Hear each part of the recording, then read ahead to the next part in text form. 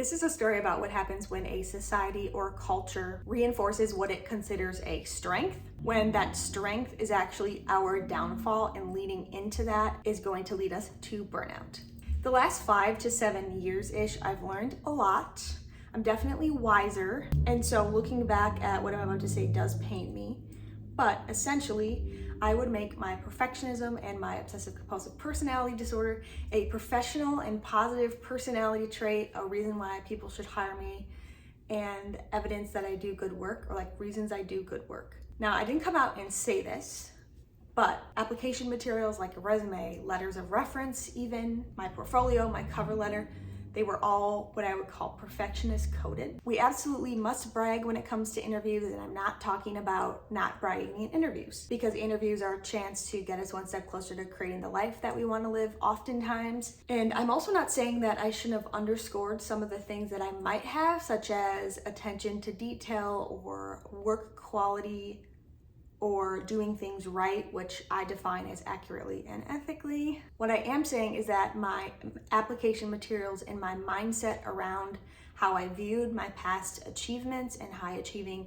self was an example of how I was proud of my perfectionism, and I was invested in the idea that perfectionism is what's led me to success and achievements. I've said this before, but perfectionism is not why you've achieved certain things. It is you've achieved certain things despite having to deal with your own perfectionism and sort of twisted beliefs. Essentially, I viewed stuff I did in high school, college, other jobs as something to be proud of, which it's fine. There's something to be proud of. I was proud of the results I had achieved from something that was robbing me of joy and free-spiritedness. I just didn't realize it. The more I leaned into perfectionism as a positive trait of mine, the deeper the perfectionism hole became that I had to fill to become worthy. And this enforced the equation that I mistakenly believed, that perfection equals worthy. So I know now that I was sort of hanging my hat on tendencies that were hurting me, my neuroses, etc. And especially if you're someone who lives with obsessive compulsive personality disorder, you might not actually know that you're doing these things, because that's actually part of OCPD for some people. So the irony, and my favorite part, is that my twisted belief had gotten me these jobs. A lot of these traits that I've mentioned are what employers want to see in a worker. They've gotten me the jobs.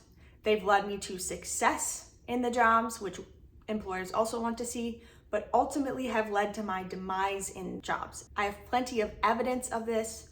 I am in my 3rd job, and the 2 other jobs I was at for about 2.5 years, and it was really that same cycle where I just burned fast.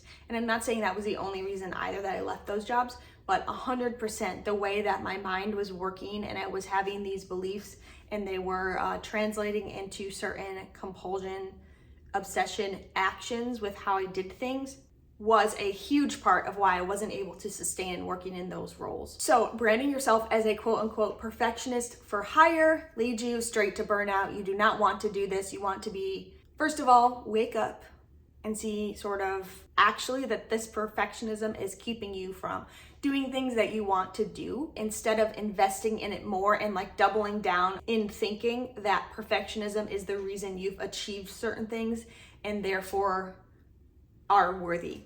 That is the whole video today. I made it short and sweet for all of you. You know where to find me if you want to see me again. Subscribe, and I'll see you in my next video. Bye.